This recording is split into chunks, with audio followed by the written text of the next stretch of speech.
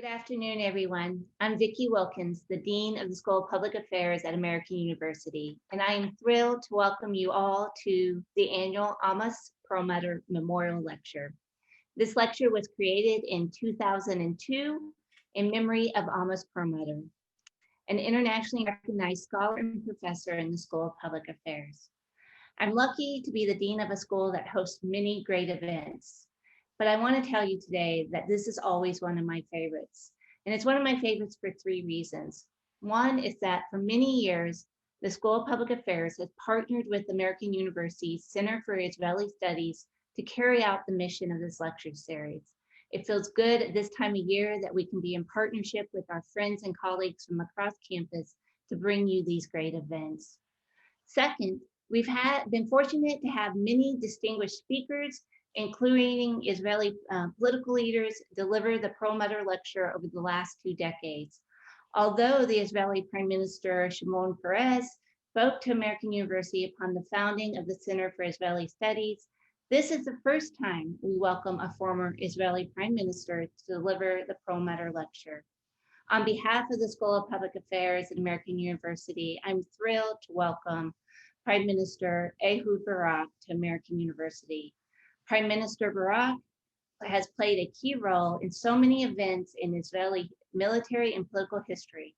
Simply referring to him as Prime Minister Barak does not do his career justice. And third, I think this event is always an important reminder to all of us to find ways to remember and celebrate the lives and careers of our friends and colleagues. I'm moved every year that I see this event continue to happen in memory of Amos Perlmutter. I want to thank the members of the SPA team who have helped make this event happen, Lisa Manning, Che Rao, also our friends over in the Center for Israeli Studies, Laura Cutler, Professor Michael Brenner, and Professor Dan Arbel. Now I have the fortune to turn the event over to my colleague, Professor Saul Newman, who is going to tell you more about Amos Perlmutter and tell you a little more about the flavor and character of Amos. So thank you for being here, and I hope you enjoy the event.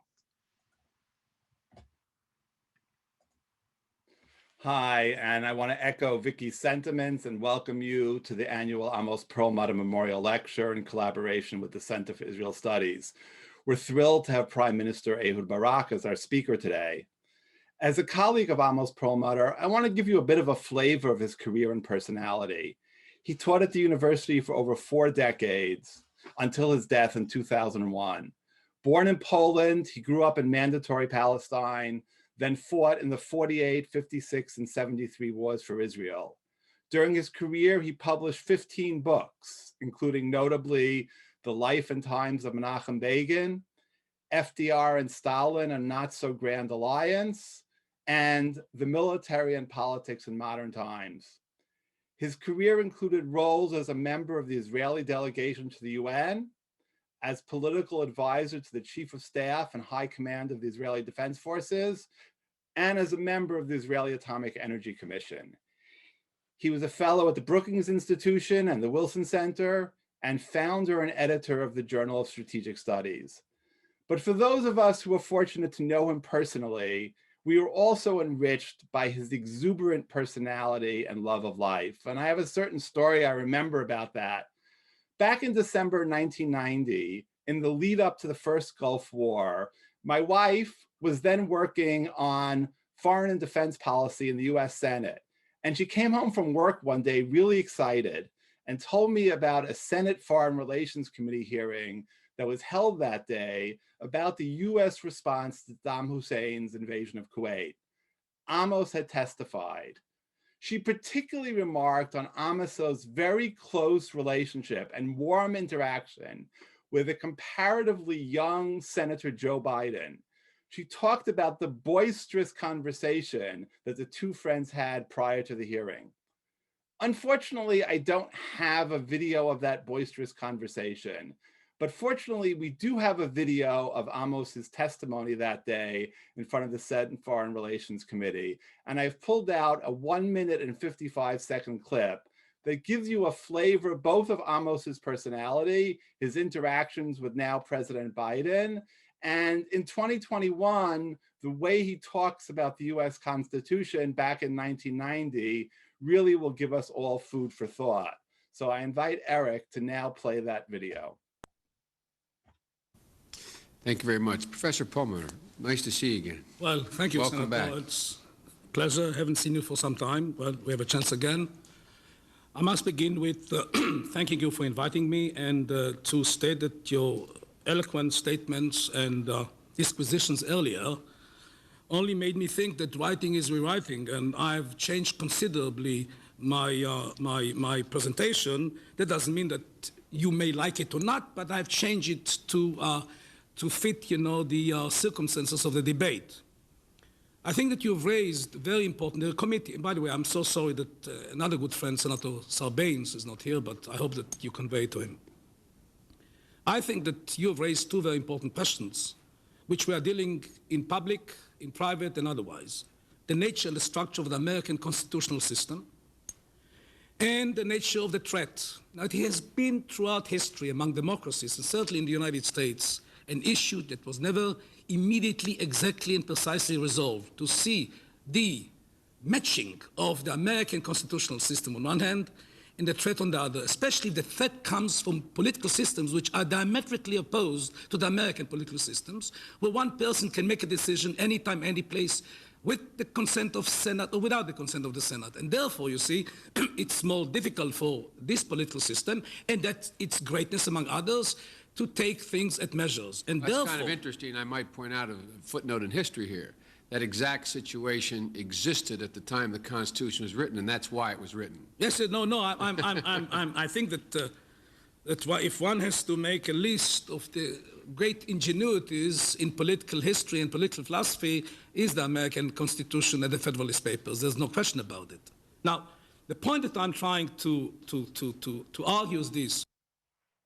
So I think that gives you a little bit of a flavor of Amos's personality and interaction with now President Biden. If you want to see more of his testimony, you can always go to C-SPAN and see his entire testimony. I know Amos would have been thrilled to have Prime Minister Barak speak here at AU, and I'm glad to see Prime Minister Barak has just joined us. I now turn the Zoom over to Professor Michael Brenner, the Seymour and Lillian Abinson Chair in Israel Studies and Director of AU Center for Israel Studies, to introduce our honored speaker today. Thank you so much, Saul, and thank you, Vicky. I'm very honored always for the collaboration with SPA on this event, and thank you, Laura Cutler, for making this possible as well. And welcome to everybody on behalf of the Center for Israel Studies. It's my pleasure to introduce to you Prime Minister Ehud Barak, who I know doesn't probably need much of an introduction. The Perlmutter Lecture is indeed always a very special occasion, also for me here at American University. To have former Israeli Prime Minister Ehud Barak as this year's speaker is a special honor. Where even to start to introduce someone who has excelled in so many different areas? I could introduce Ehud Barak to you as a politician, as Minister of Interior and Foreign Affairs, as Minister of Defense, and as the last Labour Party Prime Minister so far. Or I could introduce him to you as a military leader, Israel's former Chief of Staff, and most highly decorated soldier in Israel's history, who has participated in many battles and combat missions. Or maybe I could introduce him to you as Ehud Barak, who was born as a kibbutznik in 1942 in Kibbutz Mishmar HaSharon, and whose grandparents were killed during the Holocaust. Or as arguably the best educated and most art-loving Israeli prime minister, who got degrees in mathematics and physics from the Hebrew University and in engineering from Stanford University, who in his free time loves to read Johann Wolfgang von Goethe and plays Ludwig van Beethoven on his piano. Well, more than anything, Ehud Barak personifies Israeli history. of the last 50 years. He commanded an improvised regiment of tanks during the Yom Kippur War. He was a mastermind behind the 1976 Operation Entebbe. And as chief of staff, he implemented the Oslo Peace Accords and participated in the peace negotiations with Jordan in the 1990s, before serving as Yitzhak Rabin's Minister of Internal Affairs and Shimon Peres's Minister of Foreign Affairs. In 1999, he defeated with a wide margin then Prime Minister Benjamin Netanyahu, and so far he was the only politician who really succeeded in doing so. As the 10th Prime Minister of Israel, he ended the occupation of South Lebanon and resumed the peace negotiations with the PLO, leading to the summits in Camp David in 2000 and Taba in 2001, which were the last real chances for a peace agreement with the Palestinians until this day. But Ehud Barak is not a person of yesterday.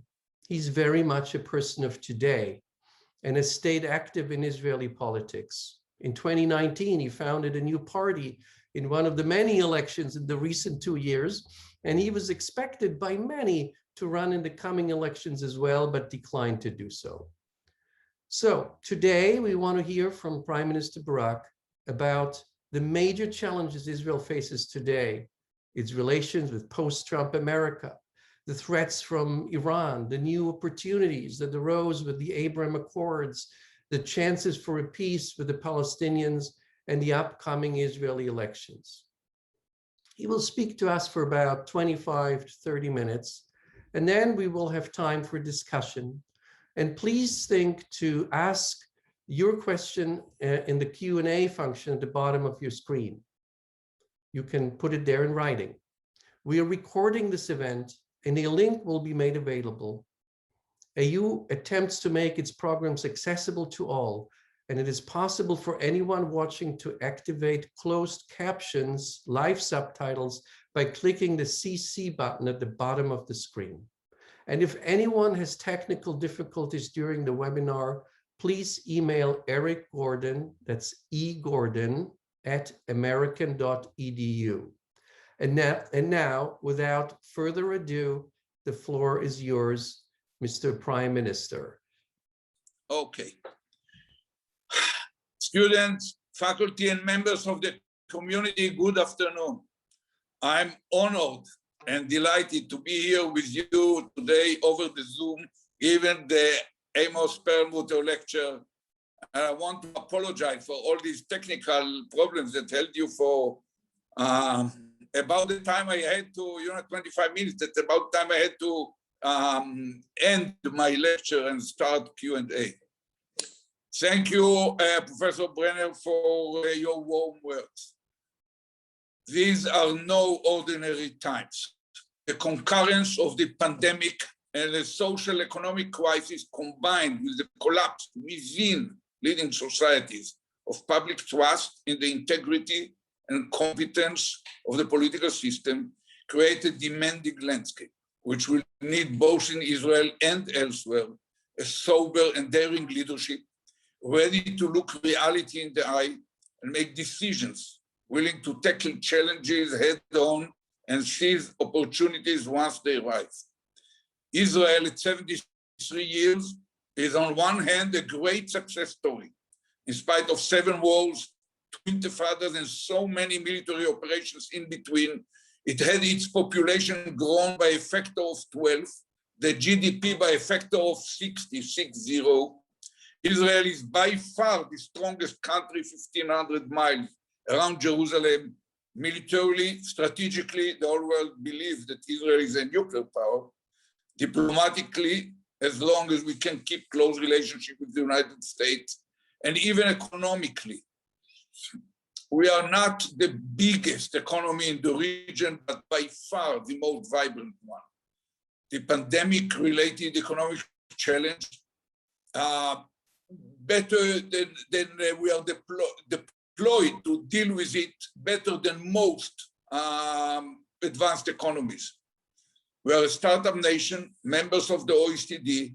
More Israeli companies are trading in NASDAQ than companies from any other country outside of North America. In 2020, 45 unicorns were born in the United States, 25 in China, and the surprising number 3, with 15 unicorns, was a tiny entity named Israel. On the other hand, under the shadow of COVID-19 and the human, social, and economic suffering which followed, a deeply divided Israel is going to elections, 4th time in 2 years. An abnormal situation which reflects a deep political crisis. The country is divided between left and right, religious and secular, Sephardic and Ashkenazi, Jews and Arabs, rich and poor, center and periphery, different tribes, as our President Rivlin put it. Different tribes that do not have a shared perception of reality or a common vision of future Israel. We are a relatively young democracy and our political system is sick. Ehud Barak, not a relative of mine, the former president of the Supreme Court, once described it as a hybrid of the American system, but without constitution and without checks and balances, combined with the British parliamentary system, but without the British tradition. So no one can predict the election results. Unlike the situation here in the United States, I'm talking from New York now, where you cannot know who will win, but you know, or at least you until recently, what will be the exact processes which will follow election day, and what are the rules by which the country will be governed until next election will come at a prefixed date. None of these is clear in Israel. Somewhat resonating with recent events here in the United States, the election takes place amidst an unprecedented clash between the Prime Minister, who uses emergency situation and laws to suppress the legislative and judicial branches while blaming the deep state, namely the General Attorney, the Chief Prosecutor, etc., of being part of a collusion to topple him down. Sounds familiar? A deeply polarized electorate is watching, and any result is possible. Option number 1 is a Netanyahu victory, which gives him a coalition of 61 Knesset members. This result might accelerate drift towards a nominally democratic, but actually more autocratic regime. A law might be then legislated to provide the Prime Minister with immunity and stop his criminal trial. And another law might allow the Knesset to overrule or cancel Supreme Court rulings. A second option is a non-decisive result, where no side succeeds in establishing a government, followed by a 5th election round later this year. A third option is a unity government without Netanyahu, led by a right-winger like Bennett or Saar. And a 4th option is a unity government led by a centrist like Lapid. Even more exotic results are not inconceivable. For example, rotation in premiership, something unheard of in the United States, for example, but already happened in Israel. Or even a desperate Netanyahu asks to be pardoned. In one word, never a dull moment. But we will know the answer shortly. In regard to the United States-Israel relationship, I will touch on 3 points: overall tone, Iran, and the Abraham Agreement and their relevance to the Palestinians. United States-Israeli relations had seen in recent years significant achievements and significant damage. There is a lot to be corrected. Israel must seize the opportunity to resume its positioning as a bipartisan consensus in United States politics.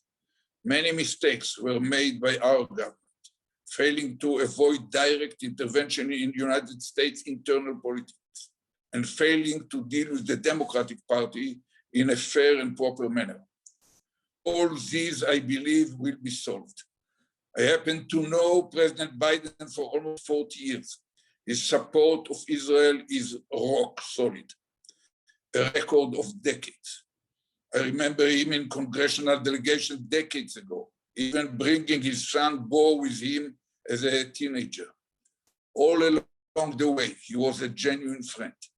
As a vice president, he, and in many cases Panetta, were the persons we used to approach when differences rose between us, especially in regard to the possibility of an Israeli independent operation against the Iranian nuclear plan.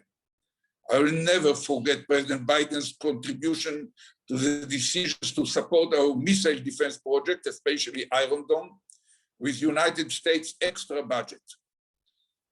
Knowing him, I don't think that President Biden will take revenge, as they might call it, from the prime minister if Netanyahu will be re-elected. The reality, however, is that the urgent domestic challenges and the dominant role of China in foreign affairs will drive an energy independent United States to move the Middle East into the rear seat. But the Middle East has the nature of imposing itself upon unwilling administrations. Think of Iran, Afghanistan, Iraq, or Syria. So easy to be dragged in and so complicated to get out. Prominent case is Iran. The common interest of the United States and Israel is to make sure that Iran won't turn into a nuclear military power because of the direct threat to Israel, as well as the potential collapse of the whole non-proliferation regime. Turkey, Egypt, and Saudi Arabia will inevitably turn nuclear if Iran will. I personally believe that the original JCPOA agreement of '95 was a bad one, clearly short of perfect. But once it had been signed, the American exit did not cancel it because all other partners stayed in. The bottom line after 4 years is that Iran is closer to nuclear military capability and holding better cards for the present negotiations. I believe that by now the better strategy is first to resume the JCPOA and make sure Iranians get back under its constraints. Only then could negotiations regarding improvements hopefully succeed, discussing issues like missiles development, Iranian project to upgrade Hezbollah missiles, making them high precision ones, or the Iranian activities in Syria. Israel should pursue a continuous dialogue with the administration on all Iran-related issues, honest and frank, but behind closed doors, to foster intelligence and operational cooperation, as well as to pursue a common understanding of contingencies and responses. What Iranian violations demand response? What defines an Iranian breakout? How are we going to know about such a breakout in time? And what will justify a kinetic action to block such a breakout from leading to an Iranian bomb? The Iranians are extremely sophisticated players. They are chess players, not checkers players. If they will ever decide to break out, which is not inevitable, they might well deliberately choose a timing when America will be paralyzed, having interregnum at home or another crisis in Venezuela, Ukraine, or the South China Sea.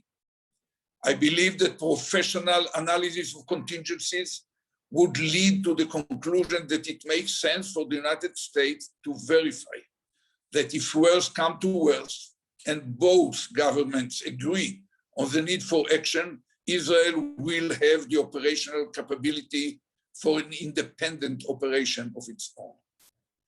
The election of President Biden was accepted with a sigh of relief among friends and allies of the United States, except for probably Israel and few neighbors, Brazil and the Philippines.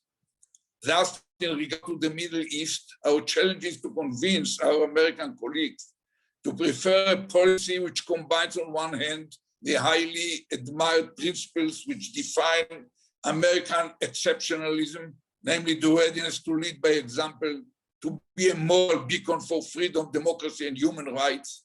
Yet, on the other hand, to realize that when it comes to implementation in our neighborhood in the Middle East, it needs some patience. It will take time. And in the meantime, we have a lot to accomplish in containing the hegemonic and nuclear aspirations of Iran and inviting radical Muslim terror. Not every step taken by President Trump in the region was wrong. Some of them were positive. Among them, moving the United States Embassy to Jerusalem or recognizing the importance of the Golan Heights. Of course, the signing of the Abraham agreements. These agreements are important steps in the right direction. It's somewhat misleading to call them peace agreements. We never fought a war with those countries.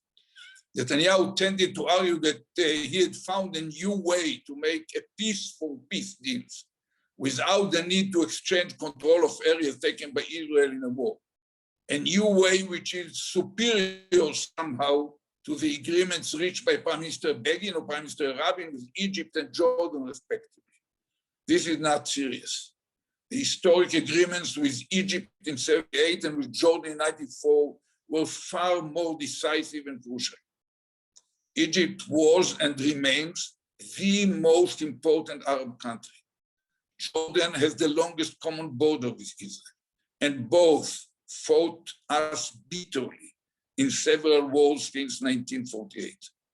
More than this, without their precedent and the leadership shown at the time by President Sadat and King Hussein, the normalizations with the newcomers could have never been materialized. In fact, far from the public, we had quite close and cooperative relationship with most of them. I can vividly recall warm meetings with the rulers of Bahrain and Oman some 25 years ago, the foreign minister under Shimon Peres, as well as several visits to the royal palaces in Rabat and Casablanca, starting 42 years ago. And along the whole last 2 decades, I've met many times with high-ranking Saudis like Prince Bandar or Prince Turki or Adel El-Jubair, all of them, some of you know well. The same applies to ABZ when he was Minister of Foreign Affairs for the Emirates, or Yusuf El-Otaibe, the present ambassador to the United States. The agreements are positive developments because they will enable more effective cooperation vis-à-vis Iran and closer business relationship. It also led to a big arms deals. In fact, here lies a paradox. As a result of the agreements, Israel will have to raise its defense budget. Reason is that, unlike the original intention, that for the foreseeable future, only Israel in the region will have the F-35s, so that Israel's qualitative military edge, ensured and ruled by the Congress, will be secured. Now we already face the possibility of the F-35s in the Gulf, and many more might follow if this deal will be implemented. But there are other unintended consequences as well. We find a common belief among right-wing voters in Israel that Abraham agreements will save us the need to deal with the Palestinians lest they agree to similar terms. In the wake of the agreements, Israelis flooded Abu Dhabi and admired the towers, the artificial islands, the huge structure where you can ski inside when the temperatures outside reach 105. They had seen nothing like this in Manhattan, not to mention in Tel Aviv. The Ferraris and Lamborghinis in the streets, even the extensions of leading American universities.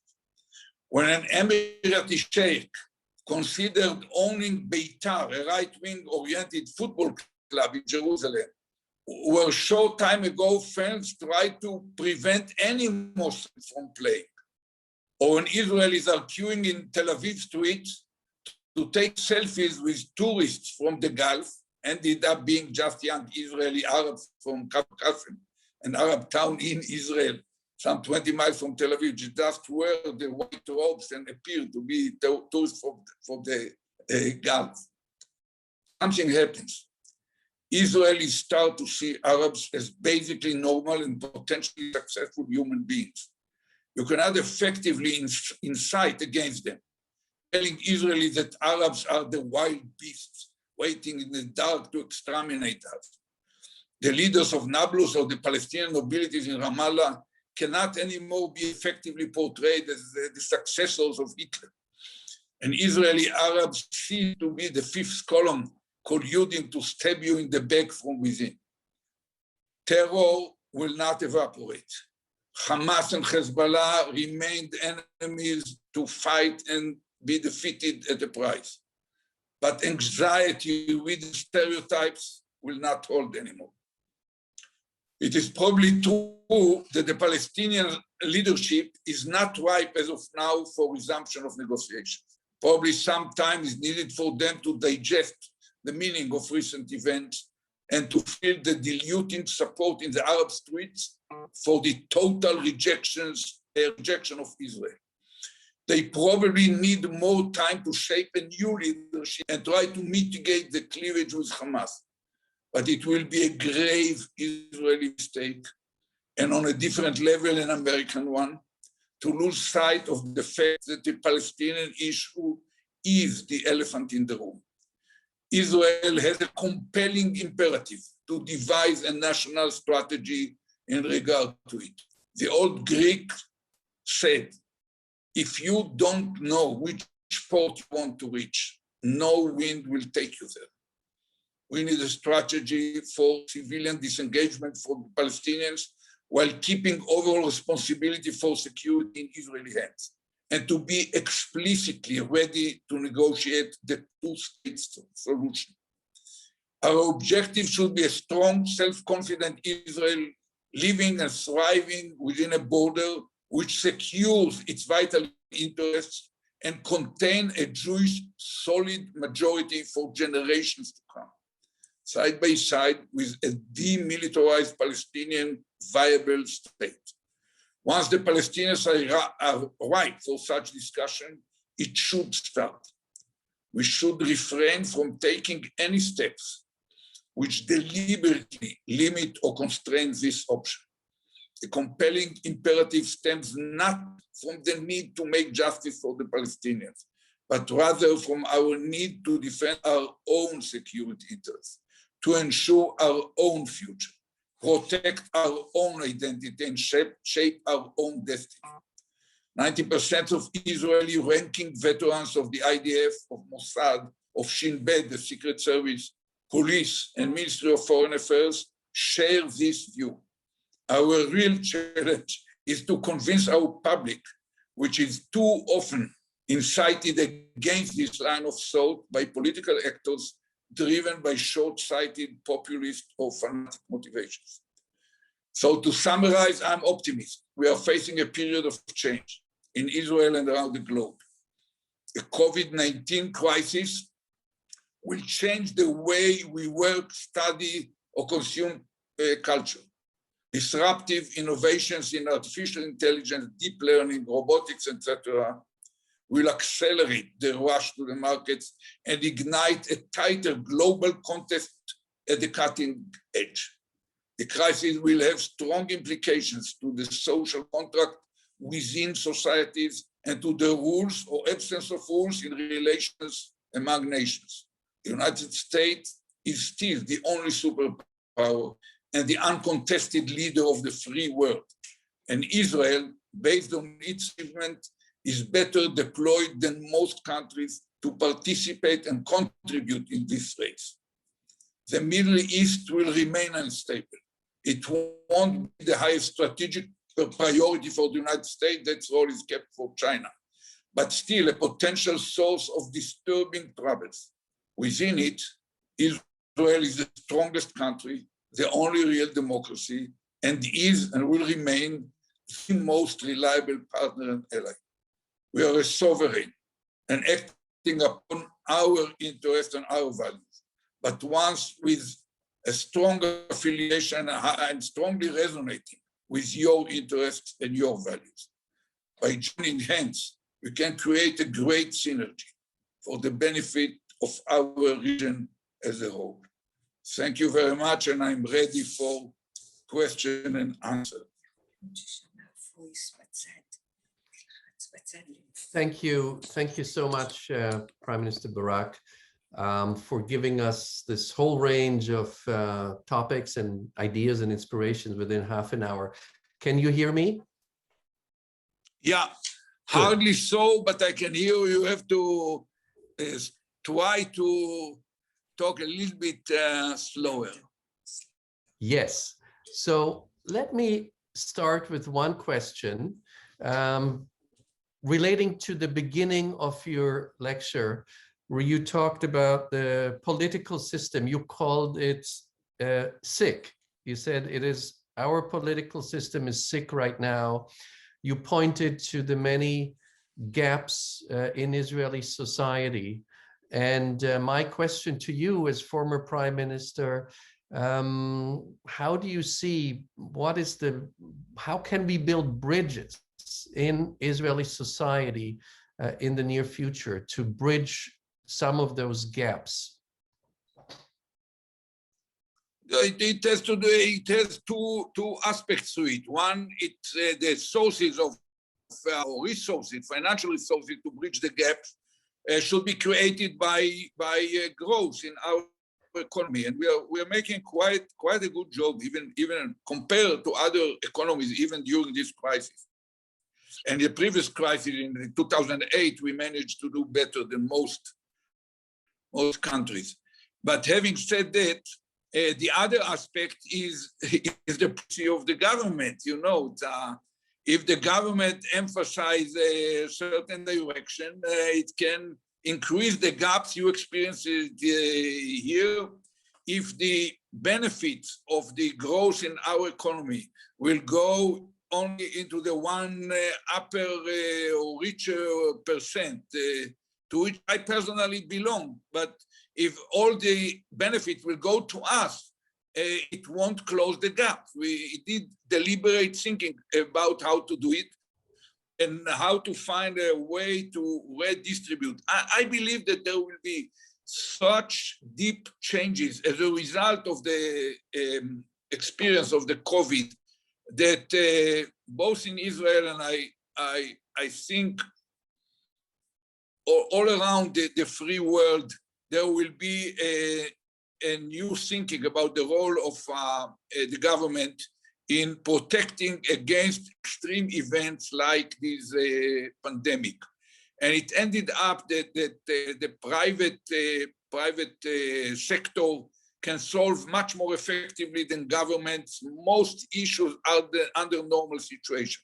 But when it comes to a real crisis, both economic and for sure pandemic, you need the government strong, self-confident, and deeply involved in everything in advance. Thank you. And of course, we know many of these gaps which need to be bridged in our society in the US as well. It's not just Israel. I would like to start with asking you some of the questions from our audience. And as always, I start with students' questions. Bern Mermel asks, Prime Minister Barak, the recent constitutional crisis between Benny Gantz and Benjamin Netanyahu resulted in the unique creation of the post of alternate prime minister, a power-sharing position unheard of in Israeli politics previously.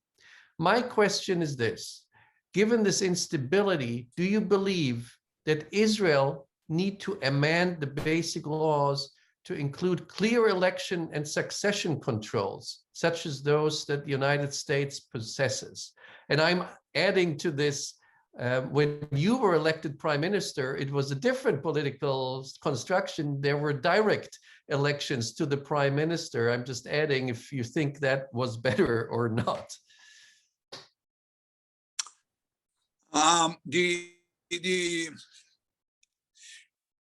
The arrangement that was created was an ad hoc arrangement to have a duo of prime minister. One is serving, the other is alternative, one waiting.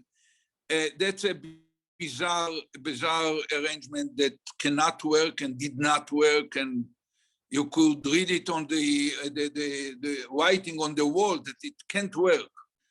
And in a way, it reflects a kind of a too easy approach to changing the rules of the game, especially after the game already started and we are deep into it.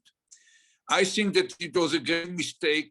I thought it should not have happened, but it happened. The real answer is that we are suffering from the absence of constitution. We have to change the system. I think that it's really sick. I would prefer a German-like system, or probably a French-like presidency. The Americans, to my taste, are going too far. It's you elect a monarch or de facto monarch for 4 years. In Israel, I feel that the idea reflected in the French system, where the president basically deals with national security and foreign relationship, and the rest of it is run by the prime minister, who is a kind of a general director of all of the rest of the ministries, basically those who are dealing with domestic issues. But don't have a majority for it. Because of the interest of the smaller parties, might be moved to or marginalized by such a system. They would not support it, and without them, there is no majority to either side. So I was a part of a different system. I was elected like Netanyahu before I defeated him, or Sharon when he defeated me. There were the only 3 cases of direct election. It was a good idea, basically, but once again, during the legislation process, the supporters of this law, in order to make sure that it will pass all three readings or 3 steps of legislation, they agreed to reduce the majority that could topple down a prime minister who was elected directly from 72, then they consider 68, and the last moment they reduced it to 61. So it created an absurd. It was elected by almost 60% of the population with a direct mandate from the people, but the Knesset that was elected at the same day could topple the prime minister down at any moment with 61 members. That's an absurd. I used always to joke with American presidents that I envy them, not just because the most powerful chair in the world, but because running America is like driving on a 200 miles per hour, but on a runway. You have quite wide margins. You have Canada on one side, Mexico on the other, 2 big oceans, and you are the most powerful nation on earth. To run Israel is like walking between 2 towers or cliffs on a tight rope. You have to invest 90% of your energy just in staying there. You wake up every morning to learn whether you are still prime minister, because any member of Knesset or 2 of them who were insulted by some utterance or something that happened can topple you down. So it becomes more the art of survival rather than the art of making the right strategy or execute the right strategies for Israel. Thank you very much. I'm taking another student question here. Jacob Lewis, who also is the editorial board of our student blog, Israelity, a CIS student-led blog. How do you see cooperation and relations between Jews and Arabs within the state of Israel changing in the near term and long term? So Jews and Arabs within Israel. It's a problem. We have about almost 20% of the population Arabs. Basically, they are loyal citizens. They 99.9999% of them are normal citizens, taking care or worrying about their job, the opportunity to raise their kids, to give them good education and so on. But of course, many of them identify with the Palestinians. Many want to become Israelis, kind of to identify with the kind of joint project. It's not easy. You know, we cannot deny that we have many Arab entities around us. Some of them are not that friendly, and even those who are friendly, it's not a real intensive relationship like the ones you have with Canada. It's much colder kind of peace. We have contractual peace within the government framework, but we don't have a real peace between the peoples. So it might take a long time. So to tell you honestly, they deserve equality. They deserve being able to assimilate, to integrate, be integrated into all aspects of life, public service, and so on. And they deserve a hope that someday peace will emerge between us and their people, the Palestinians, because many of them feel Palestinians, which will enable a more normal relationship. But to tell you the truth, I feel that it's easier first to make peace with the Palestinians and establish a demilitarized, viable Palestinian state side by side with a secure and self-confident Israel. And this achievement might simplify by far the solving of the conflicts that these Arab citizens of Israel have with them. In the last election, they had a common list. They ran in one party which held together almost impossible coalition of those who are basically identified with Hamas and Muslim Brotherhood, but they are Israeli, most of them law-abiding citizens, but ideologically they are with Hamas, and those who want to be a normal Israeli, just not going to synagogue but to a mosque. And they ran together. This time they are separated. I cannot tell you how it will work. Until now, they did not participate. Usually in government, there were 2 exceptions for short time. But at the end, I think that their presence, their contribution to the society, you know, during this crisis of the corona virus, we identify how essential they are to the Israeli society. They are the main workforce in our system, not the main, but a very significant part of the workforce, both medical doctors, nurses, other kind of supporting manpower are Arab citizens, and they fight like in a front for the life of Israelis of all faces. We now have Arab citizens in high tech. The head of computer sciences in the University of Beersheba is a Bedouin Arab, and they are good. It's a millimeter underneath the surface, the skin. They are exactly like all of us, and so we have to not just to commit ourselves as we did in the Declaration of the Independence for equality and opportunity for every baby born in Israel, but to live up to this commitment. And there is still a mile to be run on this issue.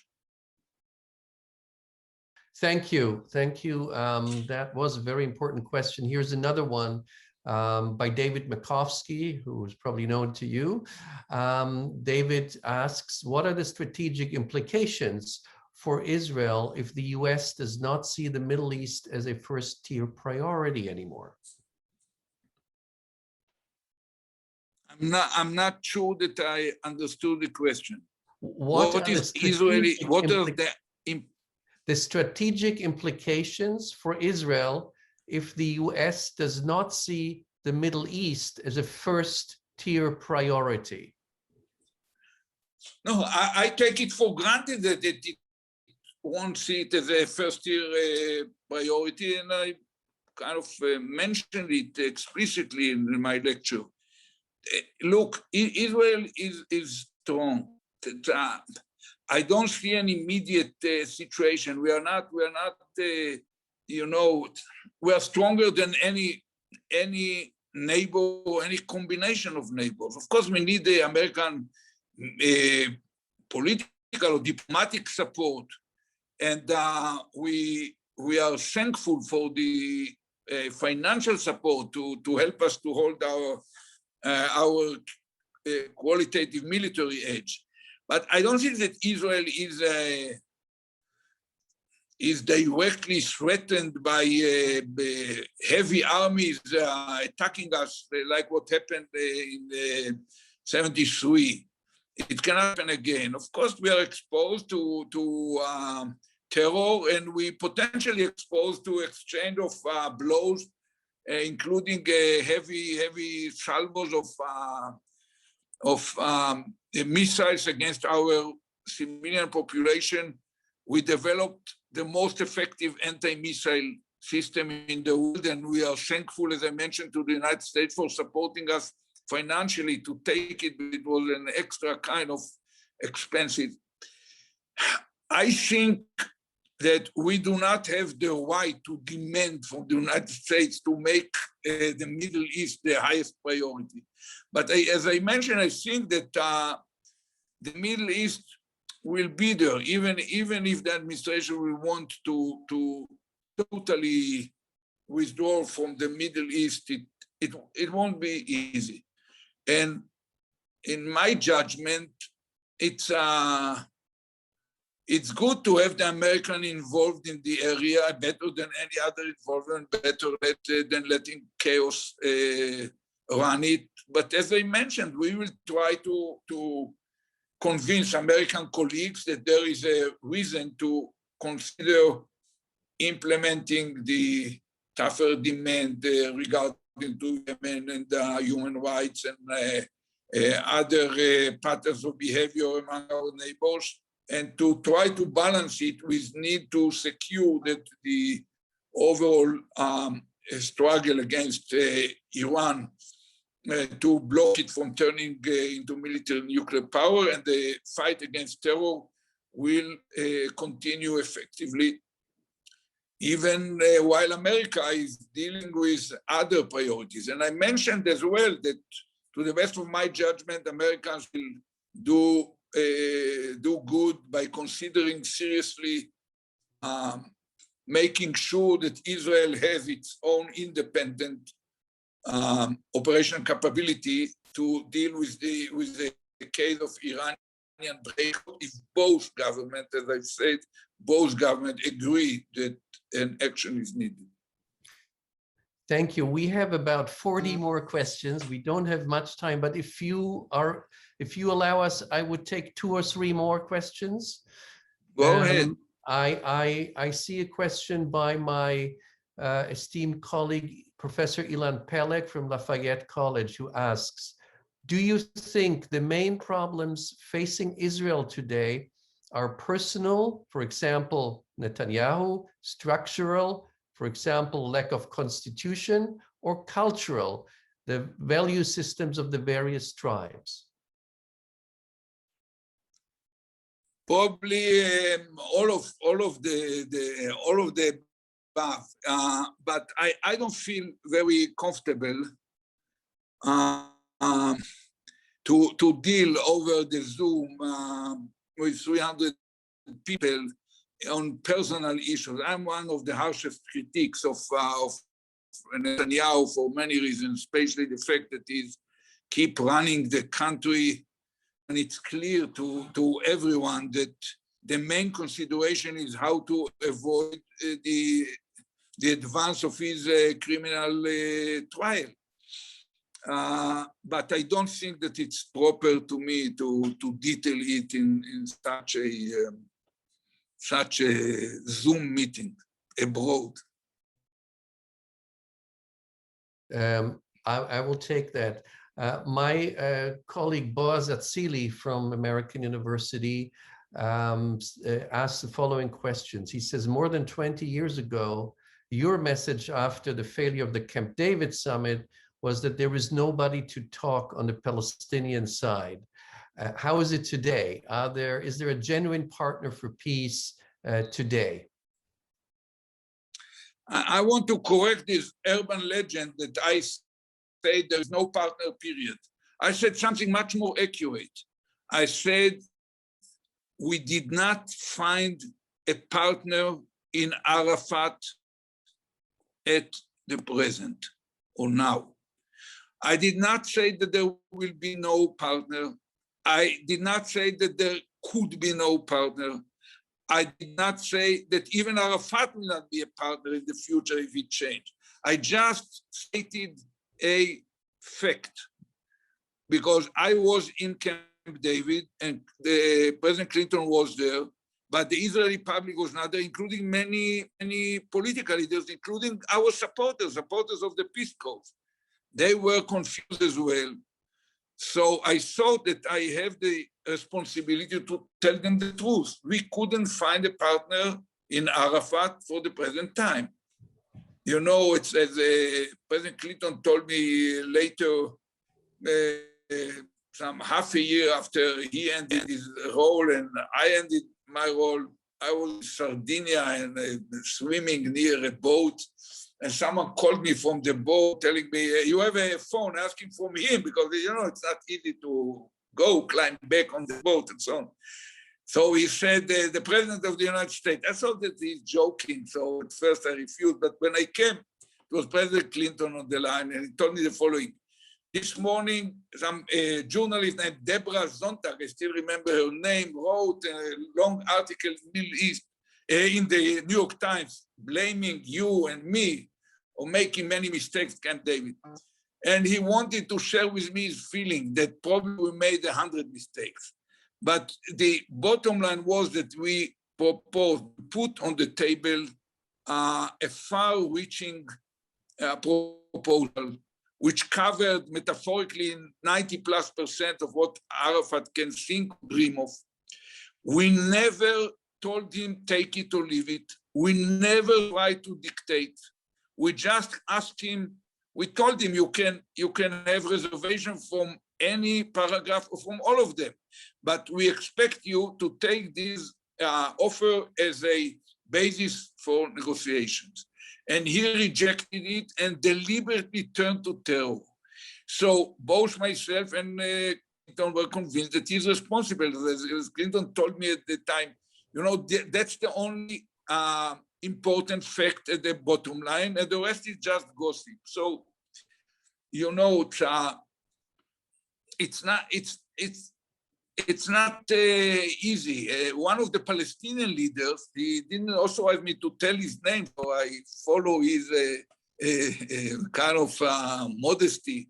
But he told me in Camp David, at that time, he was one of the members of the Palestinian delegation. He told me, we needed a Ben-Gurion and we got Arafat. He didn't mean the Ben-Gurion, the Zionist. He meant Ben-Gurion was capable of taking painful decisions that were much short of your dreams. When the General Assembly of the United Nations in November 47 decided on a Jewish and Arab state, Jewish state was something almost dangerous. 3 cantons hardly connected, without Jerusalem, without even a corridor to Jerusalem. And Ben-Gurion, on behalf of the Zionist movement, accepted it. And he basically told, you know, we don't give up our right to dream of something better, but we accept it. So basically, it was a failure of leadership, in my judgment, on the side of Arafat, but you cannot judge him, you know, it's probably he saw that that nations are not being born on air-conditioned negotiating rooms, but in blood, and probably he wanted the blood. I cannot judge it. In any case, I had enough information or intelligence material to tell us that if we won't have a breakthrough, there will be violence. In fact, I ordered the Israeli Defense Forces in my capacity as a defense minister to prepare for a full-scale collision with live fire with the Palestinians in case that the effort to have a breakthrough with Palestinians will not succeed.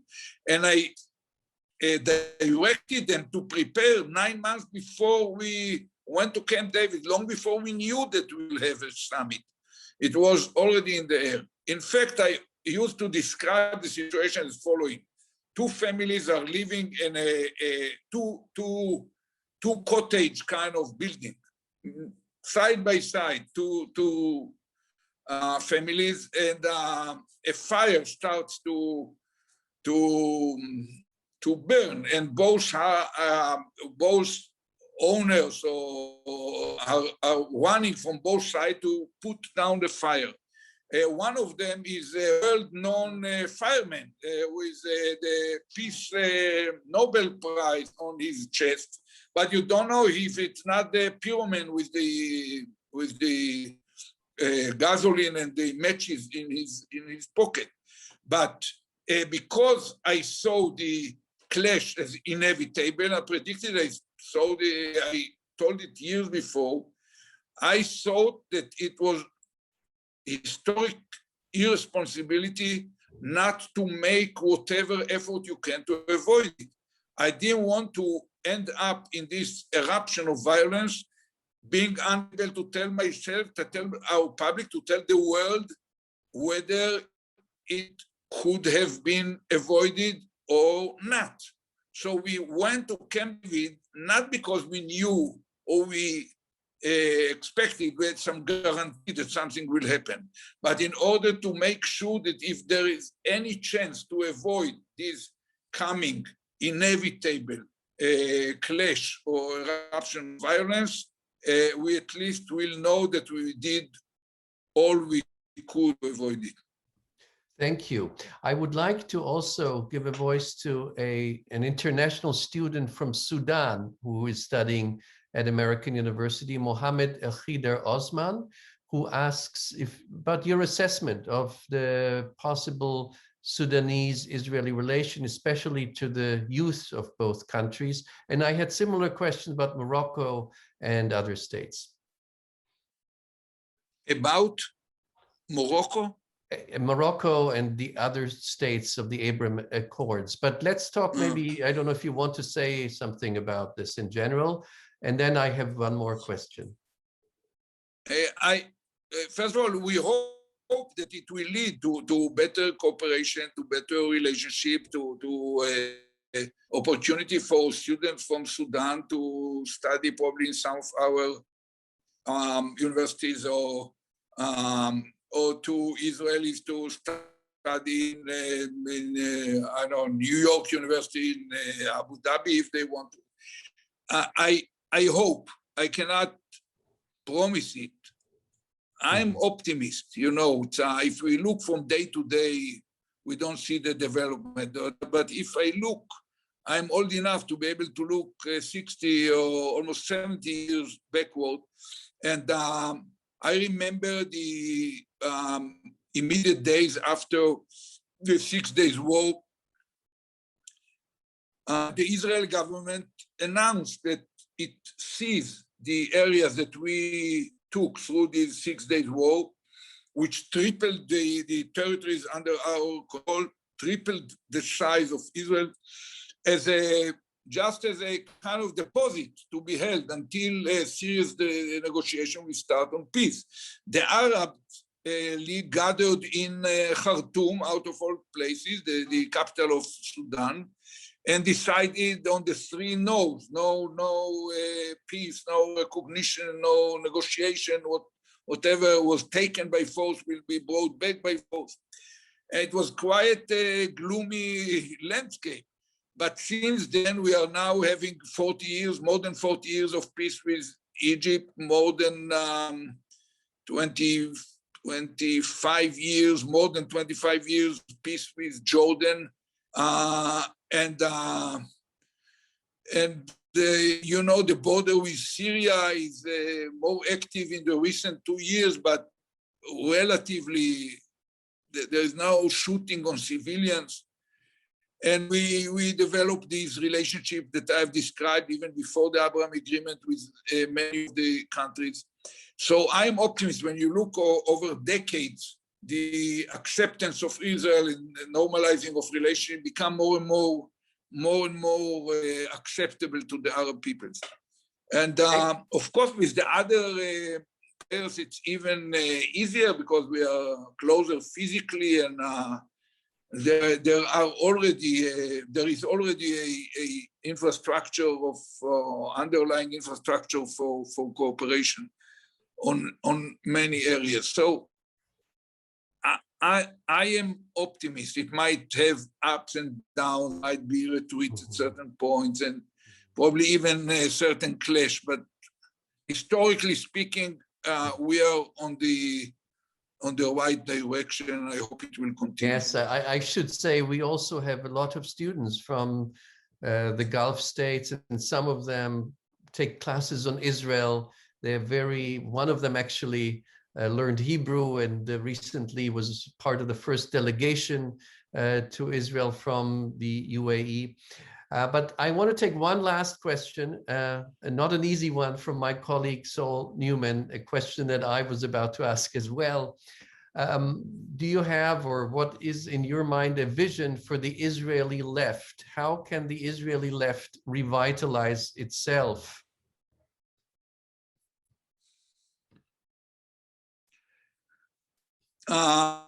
It won't be easy. The left on many countries is now on a certain kind of retreat. There is a need for clarity and for leadership, and there is a need for to get rid of some of the maladies or weak point of the left. You know, I try sometimes to tell, I'm not talking just on Israel, you can look all around the world. There are few apparent differences between left and right. The political right behave like football club fans. Good day, bad day, they are with their team, always ready to jump on the referee and remind him what his mother was doing when she was young, and whatever it takes to win. They don't lose their loyalty or anything else if their team loses 3 times in a sequence, and they are there. The left wing behaves like a debate class in an Ivy League university. They prefer to sit down in an air-conditioned room with top quality people and contemplate normative issues, how the world should have been looked like, not how it really is operating, what should be done out there to come to grip with power. And, you know, I think that the professional who best described it is an American named Jonathan Haidt, who basically said on the liberal side, we had only the matrix of values is very simple. There are 2 values, the categorical imperative of Kant, namely don't do to others what you expect others not to do to you, like Hillel the Elder in the Jewish tradition. And the second is a very general one, that freedom is better than oppression. You have these 2 values, you can land safely in Berlin or in Manhattan or Washington, D.C., and be intellectually among colleagues. It doesn't mean that they will help you to turn on your car if stuck, but intellectually you are on the same boat.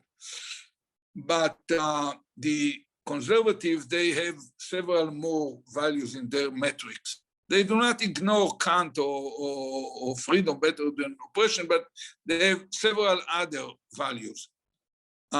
Acceptance of or belonging to a group, wider than the white family, but smaller than the whole universe or the whole nation.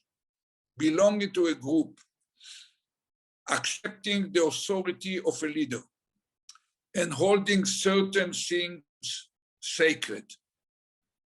The attitude towards them can develop along generation, but you cannot wake up every morning and ask to slaughter all the sacred cows.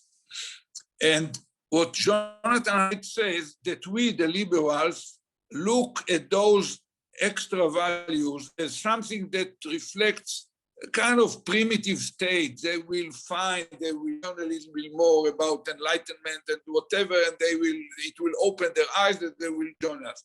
And he said, that's a mistake. Those values are deeply rooted in the evolution of human beings, not in the last 12,000 years, but in the last 2.5 million years. Groups of hunters-gatherers who were not organized as a group disappeared. So evolution preferred those who organize in group. A group with 150 hunters-gatherers who did not accept the authority of a leader couldn't decide even what direction to go to hunt today and who will stay with the women and the babies to keep the fire and to protect them. And no cohesive power could exist among a group that doesn't hold certain beliefs, certain assumptions about reality being sacred. So it says basically that we, the leftists, we have to adapt to the idea that the other side is not inferior. In a way, there are even certain, politically speaking, certain advantages to this kind of behavior. Liberals tend to see the whole world as a potentially ideal place, and you just have to be open to go there.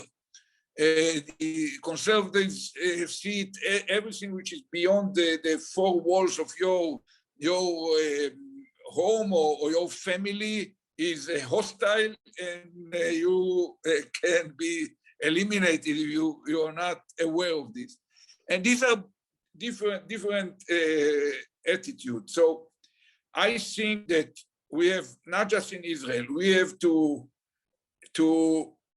reawake our values, to stand not defensively, but very assertively on certain assumptions about reality, and to explain to our own people that politics is like boxing. You have to go into these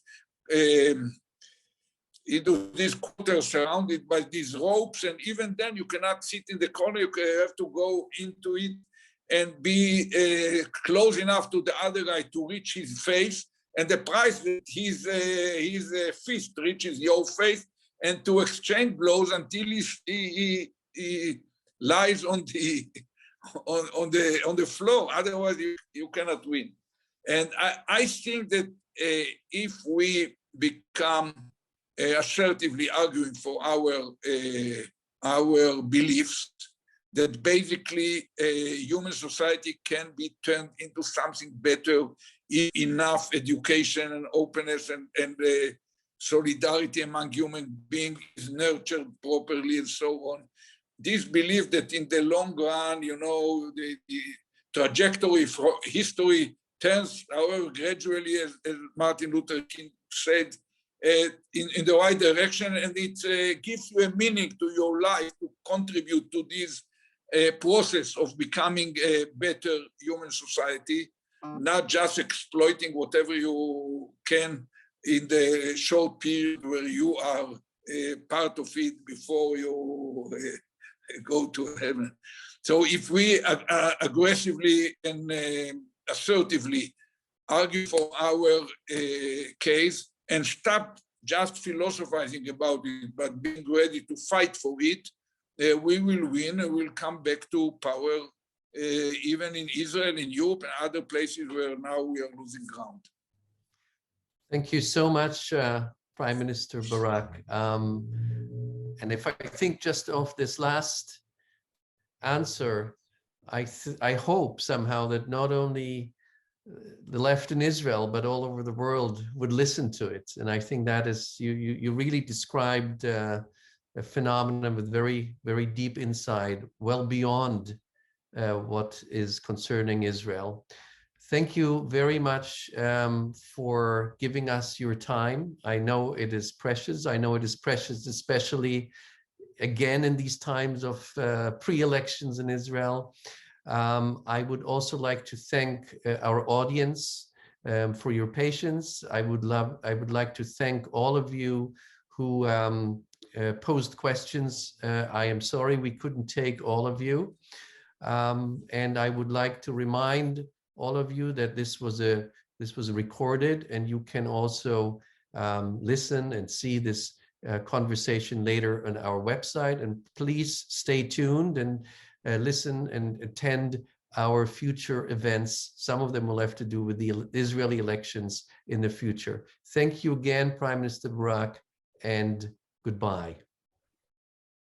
Thank you, and thank all the students. And once again, I apologize for all these technical arrangements. Probably at my age, I'm not fully updated about the new tricks with the new machines. Thank you very much.